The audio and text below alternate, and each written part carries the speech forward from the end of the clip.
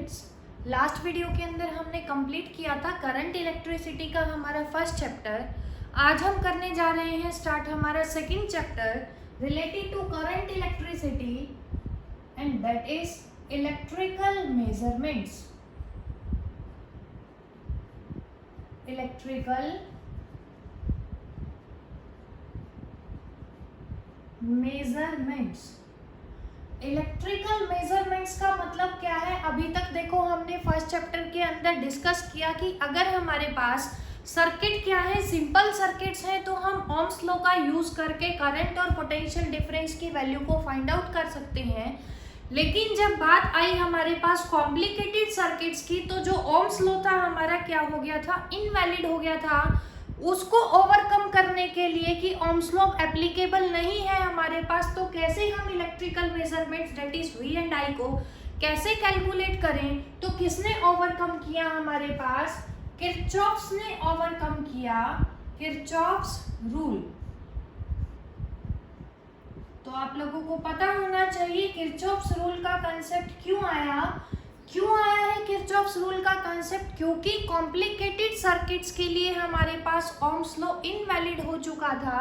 तो complicated circuits के लिए हमें एक नया रूल मिला that is called Kirchhoff's rule. Kirchhoff's rule पढ़ने से पहले हमें दो टर्म के बारे में पता होना चाहिए। सबसे पहली टर्म तो क्या है हमारे पास? जंक्शन और नोड। और दूसरा हमें क्या पता होना चाहिए? लूप या फिर मैश के बारे में कि इनका मतलब क्या है। तो जो पहली टर्म है हमारे पास जंक्शन और नोड, इसका क्या मतलब है कि हमारे पास जंक्शन या नोड, हम किसके बारे में बात कर रहे हैं? किसी पॉइंट के बारे में बात कर रहे हैं। हम किसी पॉइंट को ही क्या बोल रहे हैं? जंक्शन या नोड। लेकिन कौन सा पॉइंट? ऐसा पॉइंट जहां पे बहुत सारे कंडक्टर्स एक साथ मीट करेंगे, उस पॉइंट को हम क्या बोलेंगे? जंक्शन और नोड। तो किसको बोल रहे हैं जंक्शन? एक ऐसा पॉइंट जहां पर बहुत सारे कंडक्टर्स मिलेंगे, दैट इज कॉल्ड जंक्शन और नोड।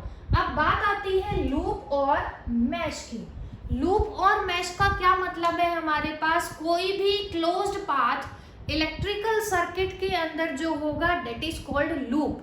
तो हमारे पास क्या आ गया दोनों की डेफिनेशन? जंक्शन और नोड का मतलब क्या है? A point where number of conductors meet, that is called junction और नोड। अब बात आती है लूप की। तो लूप क्या है हमारे पास? Closed path. कोई भी क्लोज्ड पाथ ले सकते हैं, तो हम क्या लिख सकते हैं? Any closed path in an electrical circuit. किसी इलेक्ट्रिकल सर्किट के अंदर कोई भी हम जो क्लोज्ड पाथ लेंगे दैट इज कॉल्ड लूप और मैश, और वो पॉइंट जहां पे कंडक्टर्स मिलेंगे दैट इज कॉल्ड जंक्शन और नोड। तो किरचॉफ्स रूल के अंदर हमें इन दो टर्म्स का सबसे पहले पता होना चाहिए था। अब हम पढ़ेंगे किरचॉफ्स के रूल। किरचॉफ्स ने हमें इलेक्ट्रिकल मेजरमेंट से रिलेटेड दिए थे बच्चों दो रूल। जो फर्स्ट रूल हम पढ़ रहे हैं वो क्या है हमारे पास? That is current rule. पहला रूल हमें दिया करंट रूल। थोड़ा ध्यान से देखेंगे, सभी इंपॉर्टेंट है ये आपके पास Kirchhoff's rule.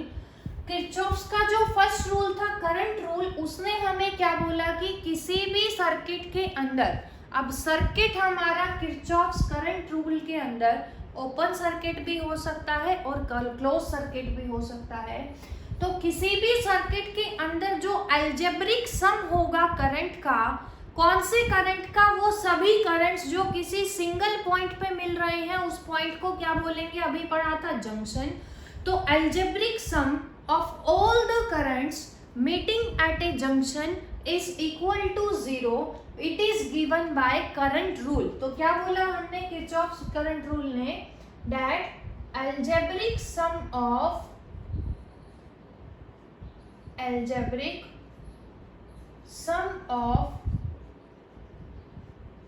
all the currents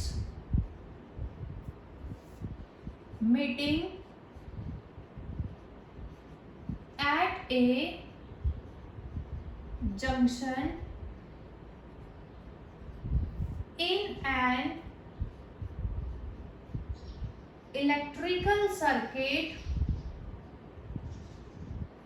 is 0।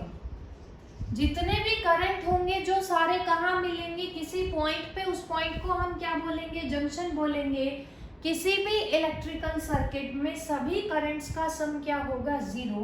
Mathematically कैसे लिखेंगे, that is summation of I is equal to 0। दूसरा जो साइन कन्वेंशन आप लोग याद रखेंगे करंट रूल अप्लाई करने के लिए, वो क्या है हमारे पास, अगर हमारा current, if current direction is towards the junction, then current is taken as positive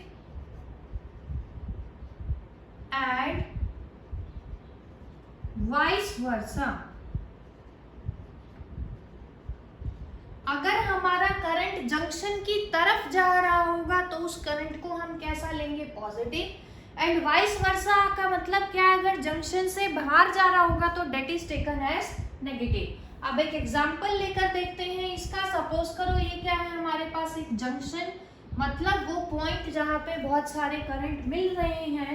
suppose करो हमारे पास करंट क्या है, ये कोई कंडक्टर है, इसके अंदर करंट जा रहा है I1, इसके अंदर जा रहा है I2, यहाँ है हमारे पास current I3 and that is equal to I4। हमने माना कि कोई हमें सर्किट गिवन है, ओपन सर्किट है, जैसा कि दिखाई दे रहा है हमारे पास ये 4 करंट हमें गिवन है कंडक्टर के अंदर, I1, I2, I3 and I4, हमें उनकी डायरेक्शन गिवन है। अब हमें अप्लाई करना है करंट रूल को। अकॉर्डिंग टू करंट रूल सभी हमारे पास जो करंट है सबका एल्जेब्रिक सम क्या आएगा, 0। लेकिन हमें डायरेक्शन का भी याद ध्यान रखना है, साइन कन्वेंशन का, कि अगर करंट जंक्शन की तरफ जा रहा है that is taken as positive and vice versa. तो अब आप लोग यहाँ पे देखेंगे जो पहला करंट है I1, वो जंक्शन मतलब पॉइंट की तरफ जा रहा है। पॉइंट की तरफ जाने वाले करंट को हम लोग कैसा लेंगे, पॉजिटिव लेंगे। तो I1 क्या आएगा, पॉजिटिव, ठीक है हमारे पास, क्योंकि पॉजिटिव कंसीडर करेंगे। सिमिलरली अब बात आती है I2, ये लगा रहे हैं हम algebraic sum of current is equal to 0, सभी का सम 0 करवाना है। साइन कन्वेंशन ये हम अप्लाई कर रहे हैं।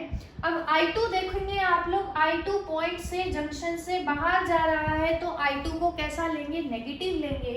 क्या आएगा, -I2। I3 किधर जा रहा है, जंक्शन की तरफ, एरो हेड अंदर जा रहा है, that is taken as positive. उसके बाद सिमिलरली I4 किधर जा रहा है, बाहर की तरफ जा रहा है, बाहर जाने वाले करंट को कैसा लेंगे, नेगेटिव। क्या आएगा, -I4। सभी का एल्जेब्रिक सम किसके बराबर है, 0 के बराबर है। अब यहाँ पे देखेंगे और कैसे सिंप्लीफाई करेंगे इसको। क्या लिख सकते हैं हम इसको, I1 plus I3 is equal to I2 plus I4, क्योंकि दोनों नेगेटिव थे, राइट हैंड साइड में जाएंगे तो पॉजिटिव बनेंगे, इधर आके क्या हो गए, दोनों पॉजिटिव। हमें क्या मिला, I1 plus I3 is equal to I2 plus I4। अब I1 प्लस I3 कौन सा करंट है बच्चों, देखेंगे आप लोग, I1 करंट अंदर जा रहा है, I3 भी किधर जा रहा है, अंदर। तो इसका मतलब क्या है, टोटल करंट जो किधर जा रहा है, टुवर्ड्स द जंक्शन जा रहा है, is equal to total current जो जंक्शन से बाहर जा रहा है। इसका मतलब जितना जंक्शन के अंदर गया उतना ही जंक्शन से बाहर आया। इसका मतलब करंट क्या है हमारे पास, कंजर्व है, जितना पहले था उतना ही बाद में है, जितना जंक्शन की तरफ गया उतना ही जंक्शन से दूर चला गया। अब अगर हम क्या करें, इसको मल्टीप्लाई करवाएं किसी स्मॉल टाइम t से दोनों तरफ, क्या आएगा हमारे पास, I1 into T plus I3 into T is equal to I2 into T plus I4 into T. अब जो चार्ज है हमारे पास, इलेक्ट्रिक करंट का फॉर्मूला हमने पढ़ा था Q/T, तो I इंटू टी किसके बराबर आएगा, चार्ज के बराबर।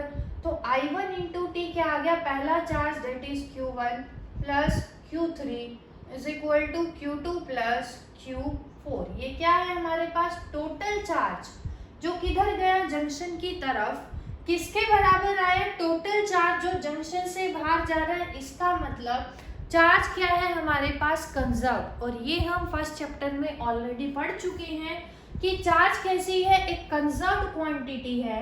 आप लोगों को सिर्फ इसके अंदर क्या ध्यान रखना है कि किसी भी सर्किट के अंदर वो सर्किट ओपन भी हो सकता है और क्लोज भी हो सकता है, सम ऑफ करंट क्या होगा, 0।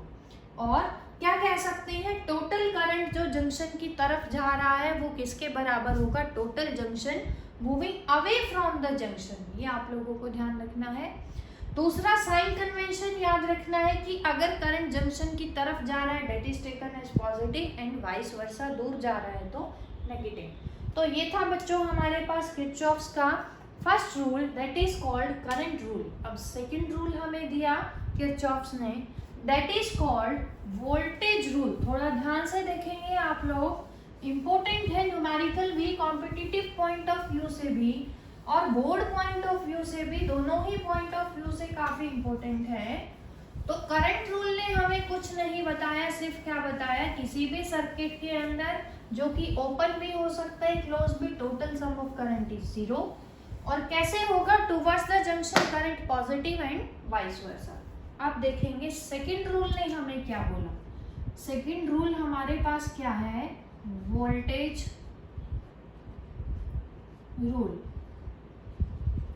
वोल्टेज रूल देखो, करंट रूल ने हमें क्या बोला, टोटल करंट किसी भी सर्किट में दैट कैन बी ओपन और क्लोज्ड किसके बराबर होगा, 0 के बराबर। सिमिलरली बच्चों वोल्टेज रूल ने हमें क्या बोला, total potential difference, total difference, total potential difference in condition है, यहाँ पे हमारे पास सर्किट होना चाहिए, क्लोज होना चाहिए वोल्टेज रूल के अंदर। इन अ क्लोज्ड सर्किट इज 0। अब आप लोग देखेंगे कोई इलेक्ट्रिकल सर्किट है जिसके अंदर current is drawing from the cell और बैटरी। तो अभी हमने फर्स्ट चैप्टर के अंदर पढ़ा था कि अगर सर्किट में करंट ड्रॉ हो रहा है तो जो पोटेंशियल डिफरेंस होगा that is called terminal potential difference. Total potential किसी क्लोज सर्किट में 0 है, इसका मतलब टर्मिनल पोटेंशियल डिफरेंस कितना है, 0 है हमारे पास। अब टर्मिनल पोटेंशियल डिफरेंस का फॉर्मूला हमने पढ़ा था सेल्स के अंदर, that V is equal to E minus IR, क्योंकि according to voltage rule total potential difference क्या है, 0।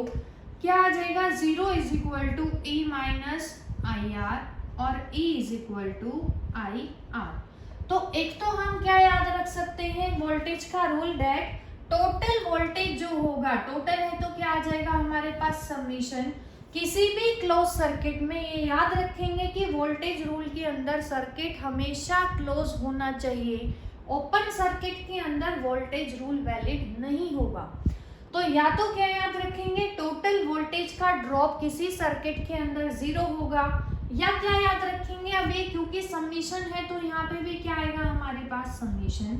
तो दूसरा क्या आ गया स्टेटमेंट हमारे पास, एल्जेब्रिक सम किसका, EMF का किसी क्लोज सर्किट में is equal to summation of product of current and the internal resistances, और जो भी रेजिस्टेंस लगे होंगे सर्किट के अंदर उनके प्रोडक्ट के बराबर होगा। तो क्या हो गया, sum of EMF is equal to product of current multiplied by the resistance in an closed circuit. अब आप लोगों को साइन कन्वेंशन ध्यान रखनी है कि E के लिए क्या साइन कन्वेंशन लेंगे और IR के लिए क्या लेंगे, क्योंकि वोल्टेज रूल क्या आ गया अब हमारे पास, E is equal to IR, दोनों तरफ क्या है समीशन।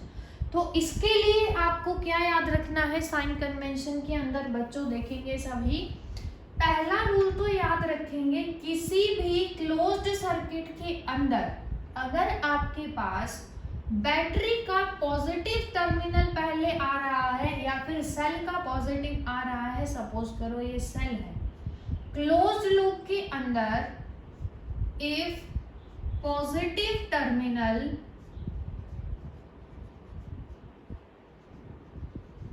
encounters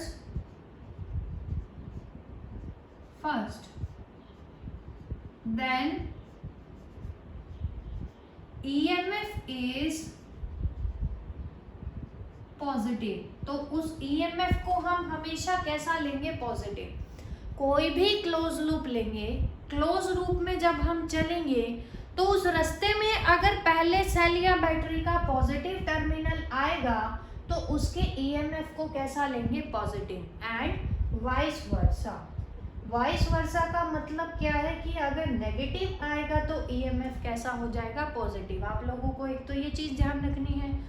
दूसरा क्या लेना है हमें? IR की साइन कन्वेंशन भी पता होनी चाहिए कि कैसे अप्लाई करेंगे न्यूमेरिकल में। आप लोग क्या याद रखेंगे इसके लिए? अगर हम जिस पाथ के अलोंग जा रहे हैं, करंट भी उसी पाथ के अलोंग सेम डायरेक्शन में जा रहा है, तो IR को कैसा लेंगे? पॉजिटिव लेंगे। If direction of current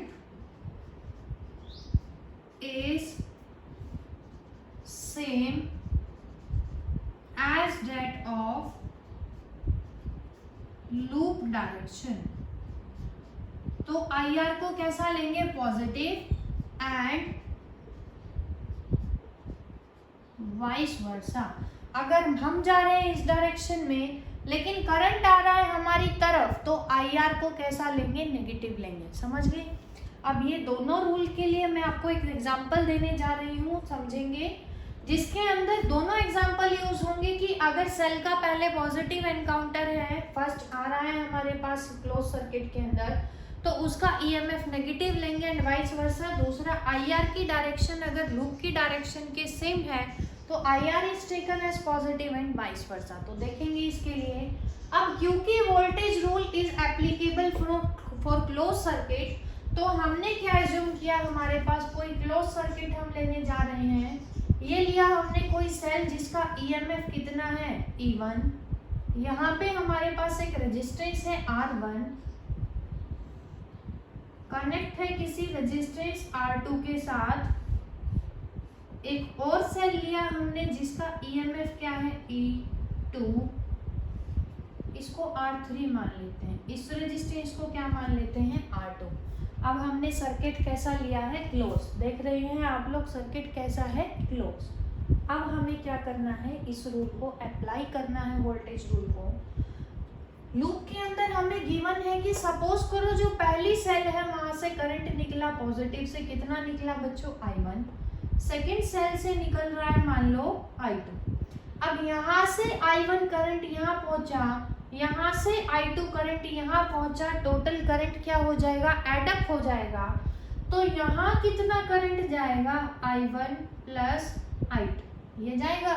यहाँ से आया I1, यहाँ से आया I2, टोटल कितना हो गया? I1 प्लस I2 ये आ गया हमारे पास। अब आप लोग देखेंगे I1 प्लस I2 को हम मान लेते हैं कितना? I3। तो यहाँ पे कितना करंट जा रहा है? I3। जैसे ही I3 करंट यहाँ पहुंचेगा फिर से दो पार्ट में डिवाइड होगा। यहाँ पॉजिटिव से निकला था I1 तो वापस भी कितना जाएगा? I1। यहाँ I2 निकला था वापस बच्चों कितना जाएगा? नेगेटिव में I2। ये आ गया हमारे पास। ये हमने लिया कोई भी क्लोज सर्किट, इसको हम नाम दे देते हैं लूप को A B C D E F। अब ये कोई क्लोज लूप है, न्यूमेरिकल में आपको इस तरह से क्लोज लूप गिवन होंगे। हमें करना क्या है कि ये रूल अप्लाई करना आना चाहिए, तो मैं आप लोगों को अप्लाई करके दिखाती हूँ। सबसे पहले मैं ले रही हूँ क्लोज लूप, ध्यान से देखेंगे आप उधर A B C D E F A। अब आप लोग वहां देखेंगे सर्किट डायग्राम के अंदर जो मैंने लूप लिया है कौन सा लिया है? A B C D E F A। वापिस A क्यों लिया हमने? क्योंकि लूप हमें क्लोज करना है, जहां से स्टार्ट किया वापस वहीं पे जाना है, क्योंकि voltage rule is applicable for close circuit only, इसीलिए वापस हम कहां पर गए हैं, ए पे। अब इस लूप के अंदर, ये तो नहीं आ रहा ना इस लूप के अंदर, हमें इस लूप के ऊपर वोल्टेज रूल अप्लाई करना है। अब आप लोग देखेंगे हमें पहले कहाँ जाना है, ए से बी में। ए से बी के अंदर कोई सेल हमारे पास नहीं है, ये लगाना है ना E is equal to I R. तो पहले हम लेफ्ट हैंड साइड को देख लेते हैं, टोटल EMF की बात करें तो। फिर हम जाते हैं B से C, यहाँ पर भी ना तो कोई रेजिस्टेंस है ना कोई सेल है। फिर हम जाते हैं बच्चों C से D में। C से D में आप लोग देखेंगे हम जा रहे हैं C से D। तो C से D जब आप लोग जाओगे, सेल का कौन सा टर्मिनल आया पहले, पॉजिटिव। अगर सेल का पॉजिटिव आएगा तो उस EMF को कैसा लेंगे हम, यहाँ पे मैंने उल्टा लिख दिया है आप लोगों के पास। अगर सेल का पॉजिटिव टर्मिनल पहले आ रहा है तो उसके EMF को लेंगे बच्चों हम नेगेटिव लेंगे, एंड वाइस वर्सा, उल्टा लेना है। अगर पॉजिटिव आएगा तो EMF नेगेटिव, नेगेटिव आएगा तो पॉजिटिव। अब जब हम गए C to D में, सेल का पहले कौन सा टर्मिनल आया, पॉजिटिव टर्मिनल आया। पॉजिटिव आ रहा है तो इसकी EMF को कैसा लेंगे, नेगेटिव। इसका EMF कितना है, E2, तो नेगेटिव लेंगे तो क्या आएगा, माइनस का E2। पहले सिर्फ EMF देख रहे हैं पूरे लूप के अंदर। फिर हम गए D to E। D to E में ना तो कोई हमारे पास रेजिस्टेंस है ना कोई सेल है। फिर हम गए E to F, ना कोई सेल है ना कोई रेजिस्टेंस है। F to A के अंदर, F से A पे जब हम गए तो हमारे पास एक सेल है।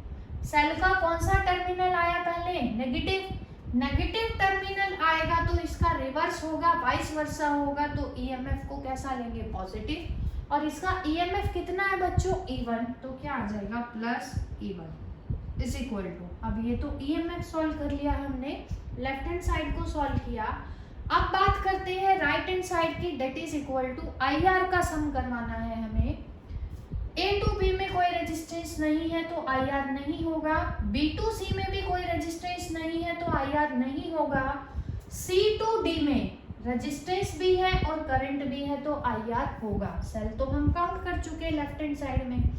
अब देखो हम जा रहे हैं C to D, करंट जा रहा है D to C। मैंने आपको बताया था कि अगर हमारे पास लूप की जो डायरेक्शन है वही करंट की डायरेक्शन हो तो IR को पॉजिटिव लेंगे, अदरवाइज नेगेटिव लेंगे। अब लूप की डायरेक्शन तो क्या है, CD, करंट जा रहा है DC, तो IR को कैसा लेंगे, नेगेटिव। माइनस I कितना है यहाँ पे, I2, रेजिस्टेंस कितना है यहाँ पे, R2, आगे इतना। अब D to E में कोई रेजिस्टेंस नहीं है तो IR नहीं होगा। सिमिलरली E to F में भी कोई रेजिस्टेंस नहीं है तो IR नहीं होगा। लेकिन जब जा रहे हैं F to A तो रेजिस्टेंस है, करंट भी है। हम जा रहे हैं F to A, करंट भी किधर जा रहा है, F to A, तो IR को कैसा लेंगे, पॉजिटिव। क्या आ जाएगा, प्लस, कितना आएगा, I1 इंटू R1। ये आपको लगाना आना चाहिए न्यूमेरिकल्स में। इक्वेशन हम बनाएंगे EMF और IR के बीच में जो इक्वेशन बनेंगी वो इस तरह से बनेगी। अगर आपको कोई डाउट लग रहा हो तो मैं एक और लूप लेकर आपको दिखा देती हूँ, देखेंगे सभी। अब हम ले लेते हैं close loop A B E F A, कोशिश करिएगा आप खुद करने की। A B E F A close loop हमने लिया।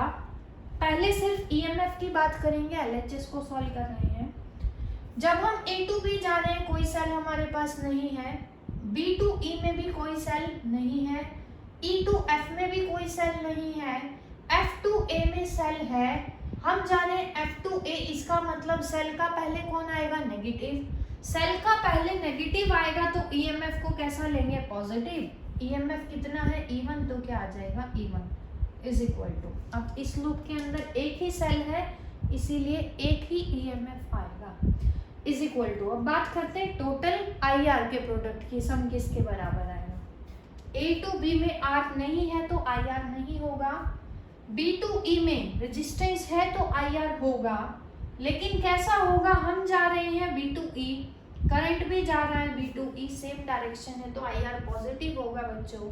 कितना आएगा, I3 इंटू R3। करंट कितना है, I3, रेजिस्टेंस है R3। उसके बाद E2F में कोई रेजिस्टेंस नहीं है, F2A में रेजिस्टेंस है, करंट भी है, IR हमें काउंट करना होगा। IR हम जा रहे हैं F2A, I भी जा रहे हैं F2A, तो पॉजिटिव लेंगे, क्या आएगा बच्चों, प्लस I1 इंटू R1।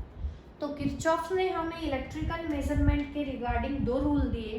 पहला रूल क्या है हमारे पास, करंट रूल। करंट रूल का मतलब क्या था, total algebraic sum of current किसी भी सर्किट के अंदर जीरो होगा। वहां पे कोई कंडीशनल नहीं था कि सर्किट हमारे पास क्लोज होना चाहिए या ओपन, किसी भी तरह का सर्किट हो सकता है। लेकिन जो वोल्टेज रूल हमें दिया किरचॉफ ने, इसकी कंडीशन थी कि सर्किट क्लोज ही होना चाहिए। क्लोज सर्किट में टोटल पोटेंशियल जीरो है, टर्मिनल पोटेंशियल अगर जीरो होगा तो टर्मिनल पोटेंशियल का फॉर्मूला क्या था, E माइनस IR। तो इसका मतलब टोटल सम ऑफ EMF किसके बराबर होगा, sum of product of current and resistance. ये हमारे पास क्या आया, वोल्टेज रूल। साइन कन्वेंशन क्या याद रखे हमने, अगर लूप के अंदर हमारे पास पहले सेल का पॉजिटिव आएगा तो EMF को नेगेटिव लेंगे एंड वाइस वर्सा। दूसरा रूल क्या था, अगर लूप की डायरेक्शन करंट की डायरेक्शन सेम है तो IR is taken as positive and vice versa. तो ये हमने पढ़े दो रूल। अब हम नेक्स्ट टॉपिक पढ़ने जा रहे हैं। थोड़ा एक बार आप वीडियो को फिर से देख सकते हैं, कोई डाउट हो तो अच्छे से प्रैक्टिस करेंगे इसको। नेक्स्ट टॉपिक अब हम पढ़ने जा रहे हैं व्हीटस्टोन ब्रिज प्रिंसिपल, जिसके अंदर ये रूल लगेगा हमारे पास, जो वोल्टेज रूल है।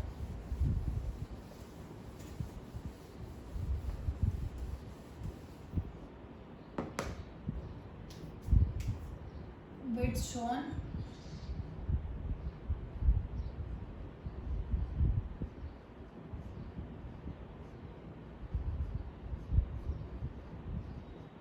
Bridge principal.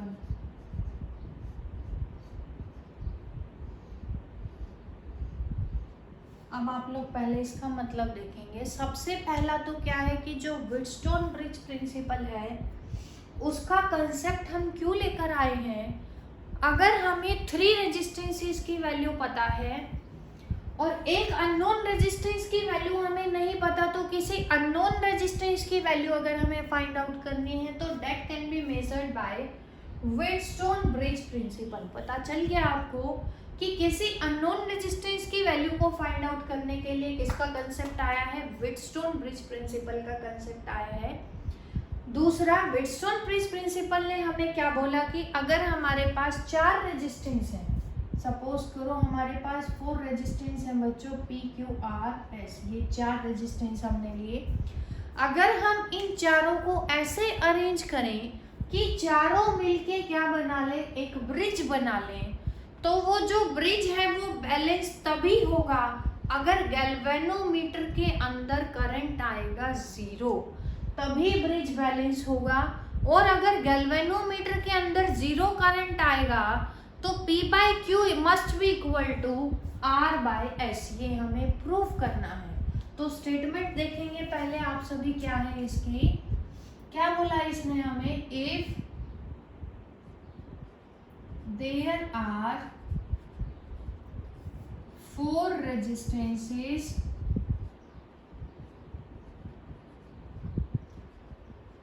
P Q R S such that they form a bridge, then bridge will be balanced only when galvanometer shows no deflection, and then P by Q is equal to R by S। ये हमें बताया किसने, Wheatstone bridge principal ने। तो definition का मतलब देखेंगे आप लोग सभी, क्या बोला हमें, अगर हमारे पास 4 रेजिस्टेंस है P, Q, R और S, चारों को हमने किसी सर्किट में ऐसे लगाया कि चारों मिलके क्या बना रहे हैं, एक ब्रिज बना रहे हैं, तो वो जो ब्रिज है वो बैलेंस तभी होगा अगर गैल्वेनोमीटर के अंदर कोई डिफ्लेक्शन नहीं आएगा। अब आप लोगों को पता होना चाहिए what is a galvanometer. Galvanometer हमारे पास क्या होता है बच्चों, एक ऐसी डिवाइस जो सर्किट के अंदर हमें बताएगी कि करंट है कि नहीं, करंट की प्रेजेंस को जो डिटेक्ट करेगा, दैट इज कॉल्ड गैल्वेनोमीटर। तो इसने हमें क्या बोला, जो ब्रिज है वो तभी बैलेंस होगा अगर गैल्वेनोमीटर के अंदर कोई डिफ्लेक्शन नहीं आएगा, इसका मतलब गैल्वेनोमीटर में कोई भी करंट फ्लो नहीं करेगा। तो ये हमें गिवन है कि गैल्वेनोमीटर का करंट कितना है, 0। अब गिवन हमें है, इसको यूज करेंगे। गिवन क्या गिवन है, करंट का सिंबल होता है I, गैल्वेनोमीटर करंट है क्या है, IG ले लेते हैं सिंबल। अगर हमारे पास IG 0 होगा तो ब्रिज बैलेंस होगा, और हमें प्रूव क्या करना है, टू प्रूव अगर IG 0 होगा तो P by Q must be equal to R by S, ये हमें प्रूव करना है और ये हमें गिवन है। तो अब देखेंगे इलेक्ट्रिकल सर्किट ड्रॉ करते हैं हम इसके लिए स्टेटमेंट के बाद, कि हमारे पास है बच्चों 4 resistance P, Q, R, S, चारों से हमने क्या बना दिया, एक ब्रिज हमने बना दिया। तो देखेंगे 4 रेजिस्टेंस हैं P, Q, R, S,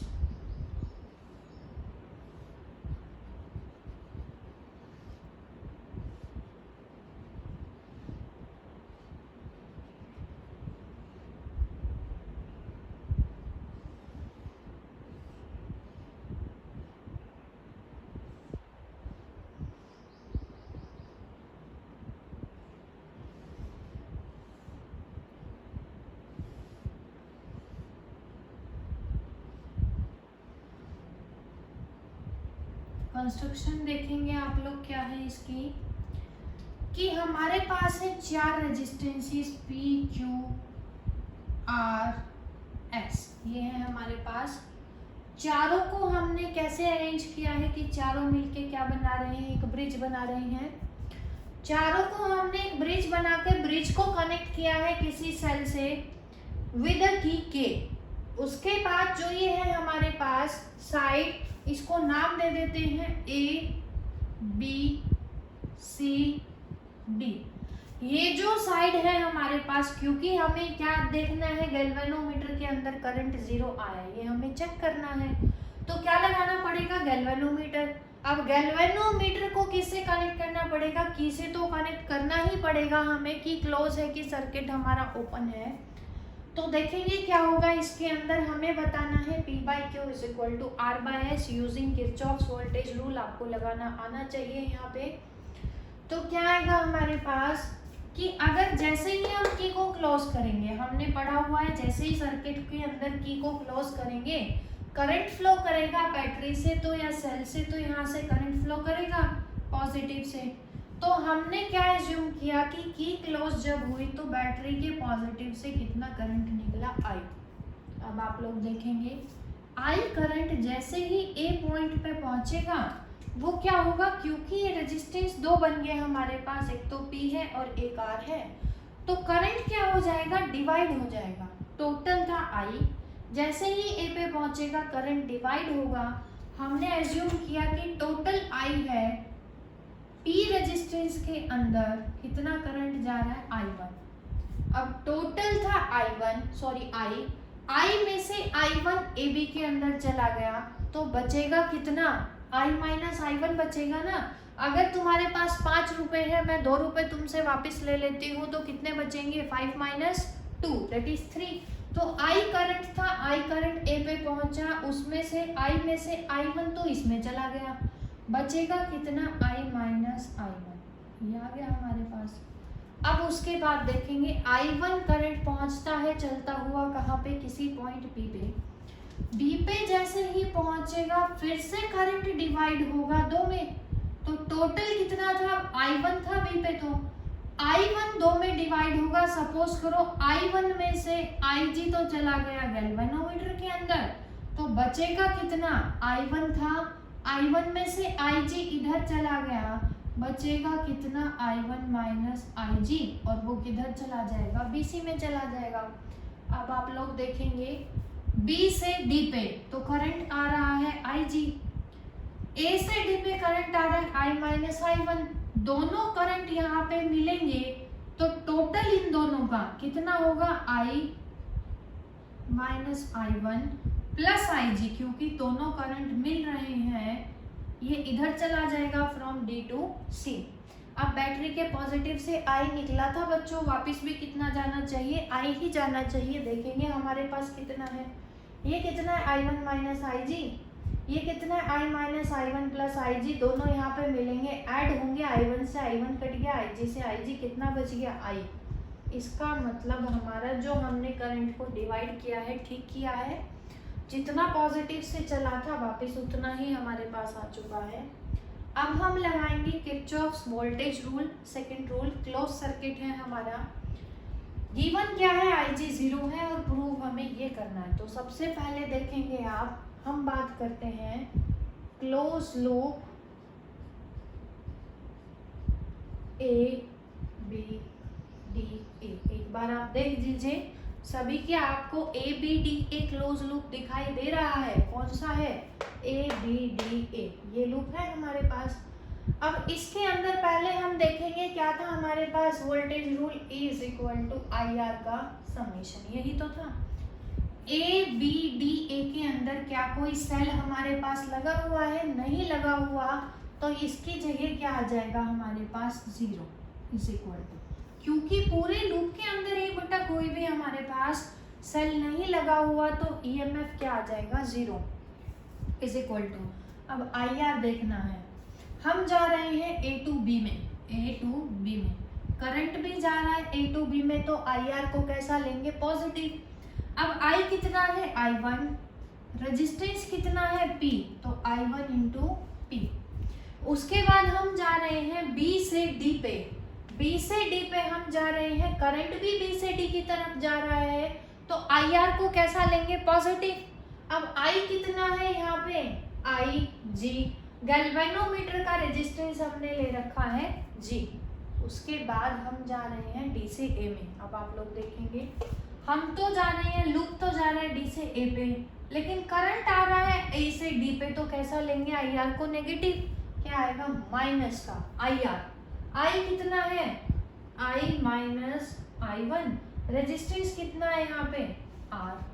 अब हमें गिवन क्या है बच्चों, गैल्वेनोमीटर में अगर नल डिफ्लेक्शन होगा, डेट इज 0 डिफ्लेक्शन होगा, तो IG कितना है हमारा, 0। अगर IG 0 होगा तो क्या आएगी equation, I1 into P minus I minus I1 into R, किसके बराबर आ गया, 0 के बराबर आ गया।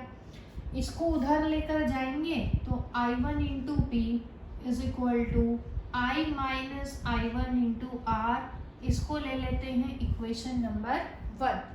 अब हमें तो क्या प्रूव करना है, P by Q is equal to R by S। तो एक और क्लोज लूप ले लेते हैं अब हम, सेकेंड हमारा क्लोज लूप क्या है, इन क्लोज लूप देखेंगे आप सब, क्या ले रही हूँ मैं, B C D B, कौन सा लूप लिया है, B C D B, वापिस B पे चले गए। फिर से देखेंगे, पहले तो EMF को क्या कोई सेल लगा हुआ है, B C D B में देखो आप लोग ध्यान से, कोई भी सेल नहीं है, तो फिर से LHS क्या हो जाएगा, 0 इज इक्वल टू IR। हम जा रहे हैं B से C, करंट भी जा रहा है B से C, तो IR पॉजिटिव होगा। I कितना है, I1 माइनस IG, R कितना है इधर हमारा Q, ये रेजिस्टेंस कितना है Q। अब हम जा रहे हैं बच्चों C से D में, लेकिन करंट तो कहाँ आ रहा है, D से C में, तो IR नेगेटिव होगा, तो माइनस I कितना है, I minus I1 plus IG, और R कितना है हमारा रेजिस्टेंस S। फिर हम जा रहे हैं D से B। अब हम तो जा रहे हैं D से B, लेकिन करंट तो B से D पे आ रहा है ना, तो नेगेटिव लेंगे इसको, IR को। I कितना है, IG, गैल्वेनोमीटर का रेजिस्टेंस कितना है, G इज इक्वल टू 0। अब गिवन क्या है, आई जे इज इक्वल टू 0, तो आई जे को 0 पुट करेंगे आप लोग, क्या आ जाएगा 0 is equal to I1Q minus I1 into S, ये आ गया हमारे पास इज इक्वल टू 0, तो यहाँ पे ऑलरेडी लिखा हुआ है हमने। और क्या लिख सकते हैं हम इसको, I1Q is equal to I-1 into S, ये लिख सकते हैं इसको हमने मान लिया इक्वेशन नंबर 2।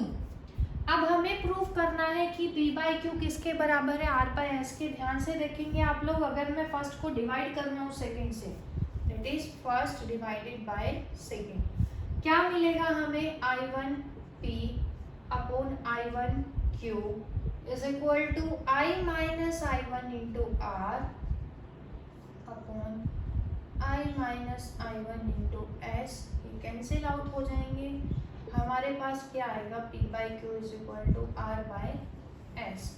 अगर हमें एक रेजिस्टेंस नहीं पता तो हम कैसे निकाल सकते हैं किसी भी अननोन रेजिस्टेंस की value, by using Wheatstone bridge principle. Condition सिर्फ आपको पता होनी चाहिए, गैल्वेनोमीटर के अंदर कोई भी करंट फ्लो नहीं करेगा, तभी ब्रिज क्या होगा, बैलेंस होगा। और अगर ब्रिज बैलेंस होगा तो कंडीशन क्या है उसकी, that P by Q is equal to R by S. ये आप लोगों को ध्यान रखना है। अब हम करने जा रहे हैं एप्लीकेशन किसकी, व्हिटस्टोन-ब्रिज प्रिंसिपल की। तो देखेंगे एप्लीकेशन ऑफ व्हिटस्टोन-ब्रिज प्रिंसिपल।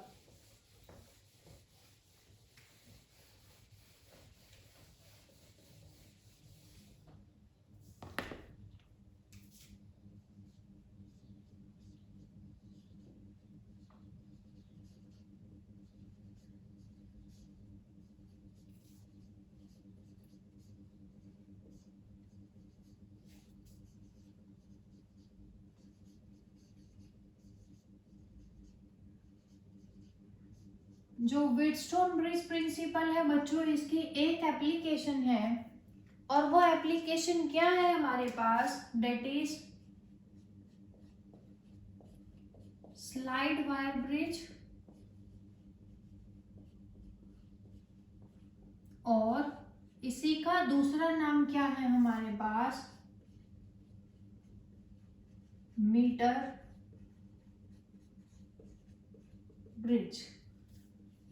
तो व्हिटस्टोन-ब्रिज प्रिंसिपल की एप्लीकेशन आप लोगों को पता होना चाहिए, क्या है, स्लाइड वायर ब्रिज और मीटर ब्रिज। ये जो चैप्टर है हमारा electrical measurement second part current electricity का, ये आपका पूरा ही चैप्टर प्रैक्टिकल से रिलेटेड है। जितने भी टॉपिक आपको यहाँ पढ़ाए जा रहे हैं सभी आपके लैब के अंदर प्रैक्टिकल परफॉर्म किए जाएंगे, तो थोड़ा सा ध्यान से देखेंगे।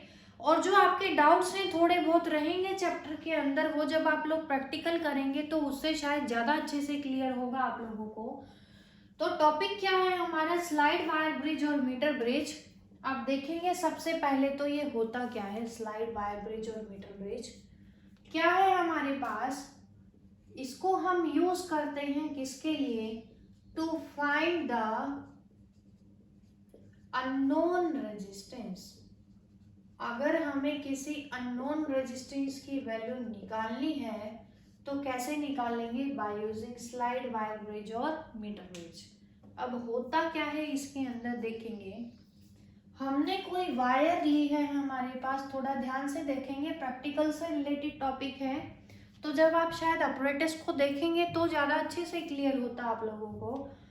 तो हमारे पास जो स्लाइड वायर ब्रिज और मीटर ब्रिज है, इसके अंदर हमारे पास क्या होता है कि सपोज करो किसी वुडन बोर्ड के ऊपर हमारे पास 2 पॉइंट है, और उन पॉइंट्स को बच्चों हम नाम दे देते हैं, पहला तो है पॉइंट ए और दूसरा है पॉइंट बी।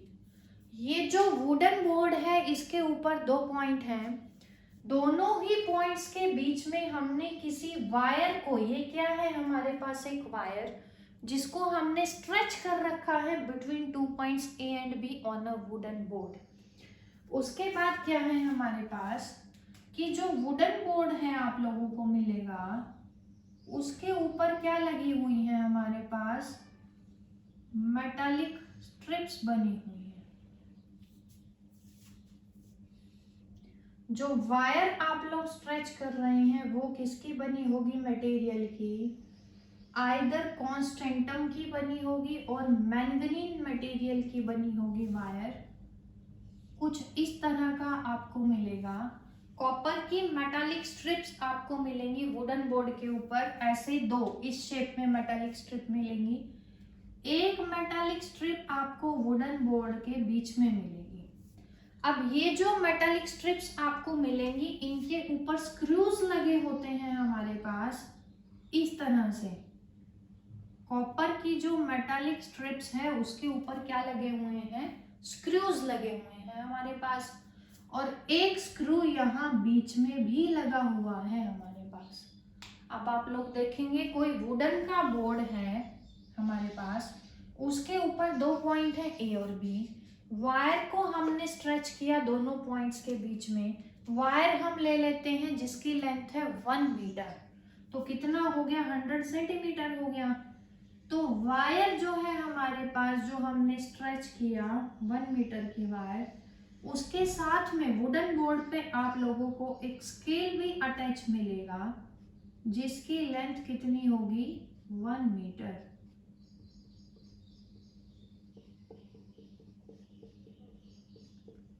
स्केल को नाम दे देते हैं बच्चों एस।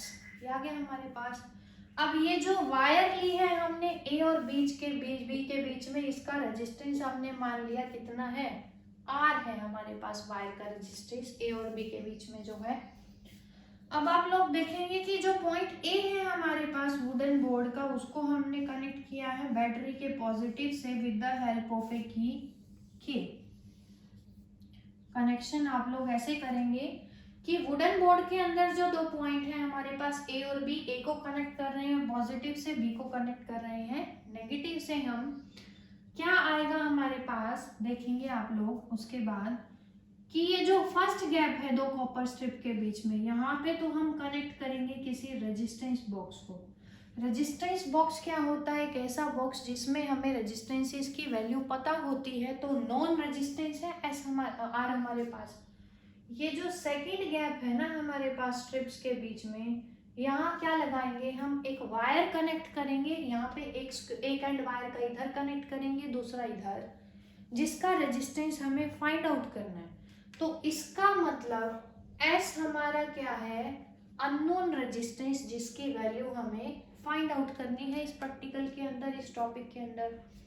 उसके बाद हमने बोला स्लाइड वायर ब्रिज। स्लाइड का क्या मतलब है, यहाँ पे देखेंगे कि ये जो पॉइंट है हमारा, यहाँ से एक वायर हम कनेक्ट करेंगे गैल्वेनोमीटर के अंदर, और गैल्वेनोमीटर का दूसरा एंड बच्चों कनेक्ट करेंगे किसी जॉकी के साथ।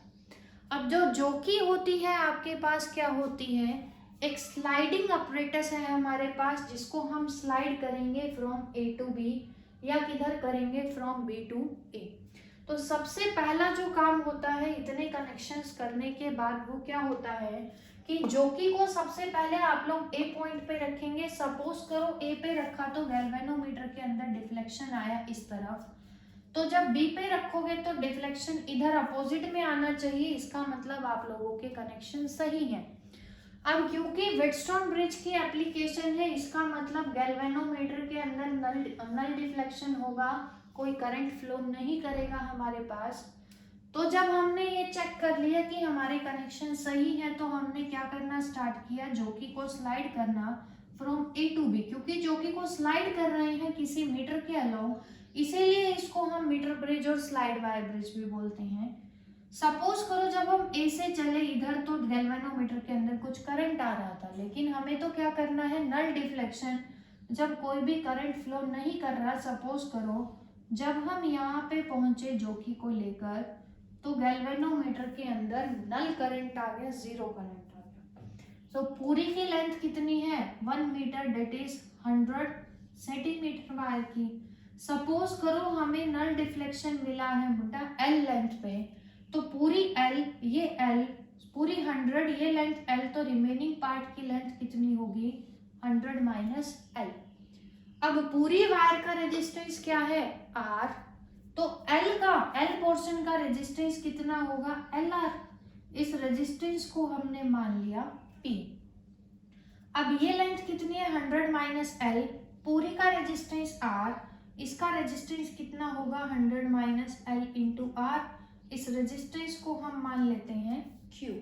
अब व्हिटस्टोन ब्रिज प्रिंसिपल से हमें पता है अगर गैल्वेनोमीटर के अंदर नल डिफ्लेक्शन जा रहा है जीरो करंट, तो P बाई क्यू किसके बराबर होगा, R बाई एस के बराबर होगा। P किसके बराबर है, L R divided by Q कितना है हमारा 100 minus L into R is equal to R by S. R क्या है, रेजिस्टेंस बॉक्स का रेजिस्टेंस जो हम निकाल रहे हैं, S क्या है जो रेजिस्टेंस हमें फाइंड आउट करना है। R से R कैंसिल आउट, S कितना आएगा 100 minus L upon L into R. तो अगर किसी भी वायर का अननोन रेजिस्टेंस हमें फाइंड आउट करना है तो फॉर्मूला क्या होगा 100 माइनस वो लेंथ जहाँ पे नल डिफ्लेक्शन आया, गैल्वेनोमीटर के अंदर जीरो करंट आया, divided by null deflection length multiplied by known resistance जो हम रेजिस्टेंस बॉक्स से निकाल रहे हैं। तो ये हमने किया व्हिटस्टोन ब्रिज प्रिंसिपल और उसकी एप्लीकेशन। याद रखेंगे कि जो वायर है वो बनी हुई है आइदर कॉन्स्टेंटन की और मैंगनीज मटेरियल की बनी हुई है, और जो स्ट्रिप्स हैं हमारे पास मेटालिक स्ट्रिप्स वो किसकी हैं, कॉपर की हैं। क्यों यूज करते हैं, to find the value of unknown resistance. आज के लिए इतना ही डिस्कस करेंगे, थैंक यू।